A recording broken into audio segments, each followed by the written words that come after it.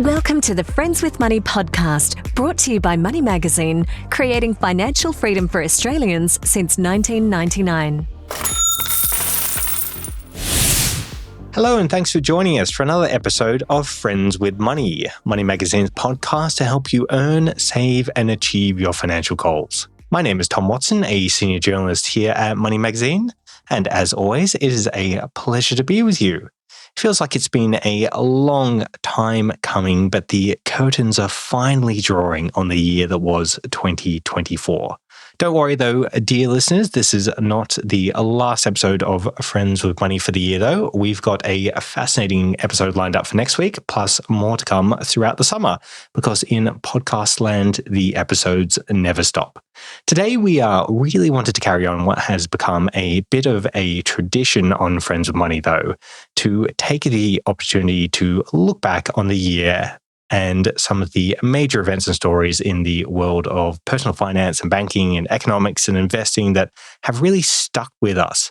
So joining me today for our look back on the year that was, the year of 2024, is Money's managing editor, Vanessa Walker. Vanessa, thanks for joining us on Friends with Money. My pleasure, Tom. All right, let's get straight into things, Vanessa. Where should we start? All right, Tom, start with the hardest one to me. Tell me all about crypto and what's happened this year. I know you're selling yourself short there, Vanessa, because I know you know about cryptocurrency as well, and you've been talking about it recently on the podcast, so you can't fool me. But I'll happily dive into to cryptocurrency for a little bit, because there's no doubt that 2024 has been a massive year for cryptocurrency in a couple of ways. So for those that remember, at the very start of the year, the US Securities and Exchange Commission approved 11 spot Bitcoin exchange-traded funds, ETFs, for the very first time. Since that decision, the SEC also approved the very first spot Ethereum ETF, which is the second largest coin by market cap behind Bitcoin. And we've also seen similar spot Bitcoin ETFs begin to hit Australian exchanges. So in essence, Australian investors, and I guess investors abroad as well, now have the ability to gain exposure to cryptocurrency via an ETF for the first time, which, for many will be a more familiar way of investing than, necessarily holding cryptocurrency outright themselves. Then the second major event has been this massive price spike that we've seen following the election of Donald Trump in early November. Without giving a kind of a play-by-play of each cryptocurrency, the value of many of the major coins has skyrocketed. Bitcoin, for instance, was trading around the $100,000 mark. That's Australian dollars, just prior to the election. But at the time of recording, it is over $150,000. And I know you discussed this on a recent bonus episode of Friends with Money, Vanessa, but Bitcoin recently breached the US $100,000 mark for the first time as well, which has been seen as a bit of a significant milestone. So all in all, a busy year for cryptocurrency and, by the looks of it, a very rewarding one for investors that hold cryptocurrency. And absolutely in the ascendancy under Donald Trump, yes. Absolutely. So it'd be interesting to see what happens next year as well. So moving on from cryptocurrency though, Vanessa, why don't you tell me about another major kind of story that's continued on this year, which is obviously the cost of living. The cost of living, she says in a deep, heavy voice. Well, the high cost of living has, of course, been a red hot issue over the past year. So much so that in 2023, in true Aussie style, we coined the phrase "cositives." Now, of course, a bit of background. The main tool we use to measure the cost of living in Australia is the Consumer Price Index, CPI. The CPI is calculated by the Australian Bureau of Statistics, and they basically track the change in price of a fixed basket of goods and services each quarter. There's also monthly CPI indicators just to confuse things. Now, in essence, the cost of this basket, its change, keeps us up to date of the effects of inflation. And the basket itself contains a range of items households buy in Australia, Think food and non-alcoholic beverages, alcohol and tobacco, clothing and footwear, housing, furnishings, household equipment and services, health, transport, communication, recreation and culture, education, insurance, and financial services. Our lives all in one bundle, our spending all in one bundle. Now, the ABS also publishes other cost of living indexes, and some of which are reflective of the change of the range of household types in Australia, like retiree households, pensioners household, employee households. Now, back to the core of the issue. This year, the cost of living kept rising. Over the 12 months to October, CPI was 2.1%. However, the good news is that it's the lowest annual rise since July of 2021. Now, the culprits this year for the rise, the biggest price increases were experienced in food and non-alcoholic drinks, and that was 3.3% to October. Recreation and culture, that rise was 4.3% to October, and that was due to the higher demand for international travel, still post-COVID. And a whopping 6% rise that we're paying for our vices, alcohol and tobacco. Now, there is a silver lining, and that is because some things in that basket, they kept going up, but there was a big drop in the cost of electricity, and that fell 35.6% in the 12 months to October. Now, the electricity price drops are due to the combined impact of the Commonwealth Energy Bill Relief Fund rebates and state and government rebates in Queensland and Western Australia, and they were applied from July this year. So, what's next for the cost of living? The next CPI quarterly data will be released on January the 29th next year, 2005. And meanwhile, the government, facing an election next year, they are trying to reduce the cost of living. They're using a range of measures, including tax cuts, more on that soon, higher Commonwealth rent assistance, cheaper medicines, boosting wages for aged care and childcare workers, and providing targeted support for low-income earners through initiatives such as bulk billing incentives and student debt relief. Tom, tell me all about interest rates, where they've been and where they're going. Well, it's so related to what you were just talking about in terms of the cost of living and inflation in particular, Vanessa.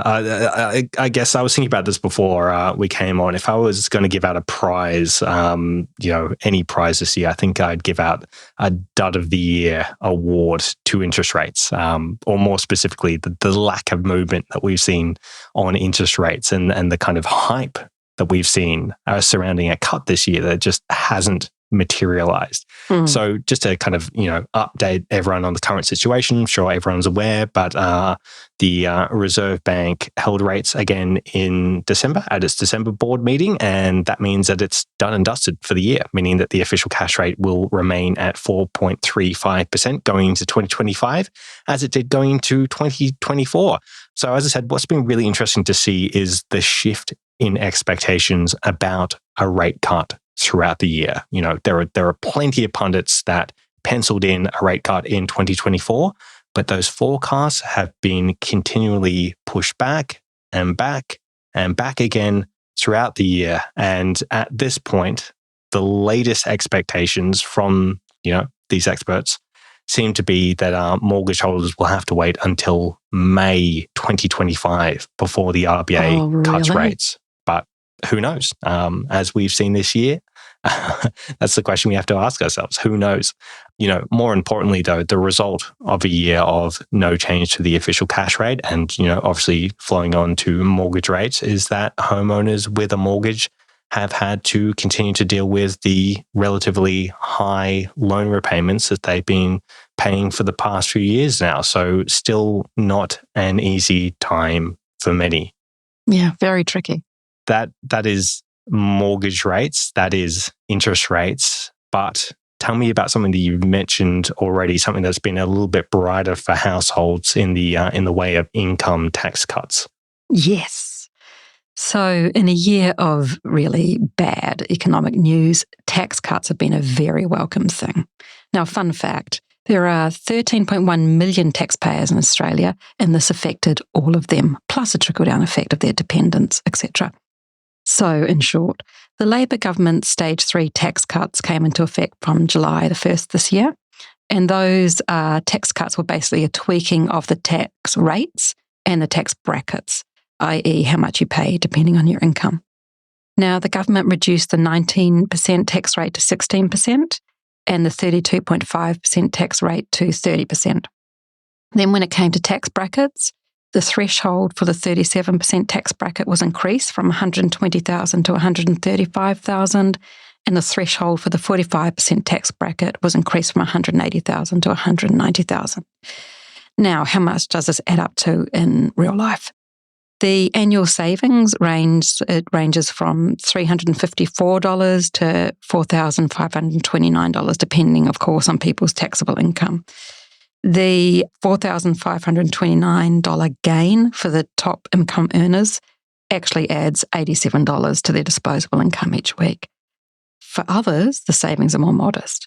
If you're on an annual income of $50,000, for example, you'd save $929 over the year. So that works out to be just under $18 per week. That's about 3 coffees. 3 coffees, not take from that a what lot. you will. Yep. Okay, back into more kind of technical, exciting things. Tom, tell me about Nvidia and the Magnificent Seven.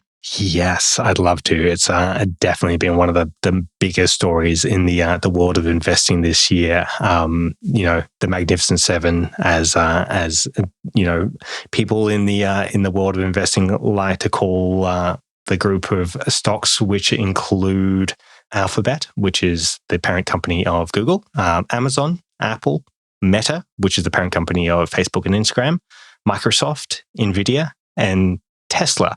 So really, these are some of the largest and best known companies in the world. And the price of shares in these companies over 2024 has just soared. So for reference, at the time of recording, Microsoft is up just under 20% year to date. Apple and Alphabet are both up 33%. Amazon's up 50%. Tesla is up 60%. And Meta is up 78%. My goodness. Huge gains. The real story, though, has yet again been Nvidia, which, for those that don't know about this company now, produces graphics processing units, which have obviously been in high demand during the recent AI boom, and might well continue to be in high demand in years to come. So Nvidia's share price has increased by 180% over the course of 2024, and at one point a few months ago, it even overtook Apple as the world's most valuable company, at least by market capitalization. So away from the companies themselves, which have obviously had a great year, this has obviously also been good news for investors who hold shares in them, either directly or who have ETFs with exposure to these companies. So happy days for them this year. Good to hear. Good to hear. Lucky them. Lucky them. Vanessa, let's move on to a group that hasn't been quite as lucky this year. Australians who have been facing the challenges of housing affordability. It's still a real problem in Australia. The median value of a home in Australia this year edged over $800,000 for the first time, despite the rate of price growth easing. Now, this new high was reached at the end of November, according to PropTrack's latest home price index, and it follows 23 months of consecutive growth. Of course, there is a disparity based on location. The median value of a home in Sydney is $1.112 million, or nearly $250,000 more expensive than that of our second most expensive city, which is Brisbane. Brisbane comes in at $868,000. However, the biggest takeaway is that over the past 12 months, property prices have increased by 5.53% right across the country. Now, that's good news for existing homeowners, but a huge challenge for those getting into the market. Just as an aside, at present, a household would need an income of about $278,000 to buy a $1.4 million home in Sydney. Yeah, an impossible situation for so many people. Now, Tom, tell me about student loan changes. I think that's a little glimmer of good news, yes? Oh, absolutely. Yeah. I feel like student loans like Hex Help and, all the other schemes that are out there really kind of came into the spotlight last year with that massive indexation jump, which saw outstanding loan balances increase by 7.1%. Unsurprisingly, that increase kind of sparked a lot of anger and outrage from current and former students. But that's all changed this year. The federal government, after some pushing by the crossbench, I feel like is fair to say, announced earlier in the year that the indexation rate applied to student debt would be changed to avoid the kind of massive increase that we saw in 2023. And that was recently passed by Parliament. So going forward, indexation will be based on the lower of the consumer price index or the wage price index. So the consumer price index was the metric formerly used by itself. The new method will also be retrospectively applied to balances in existence as of June 1, 2023, which means that people will be receiving a credit on their loans or a tax credit if they've already paid off their debt very soon, if they haven't already seen it.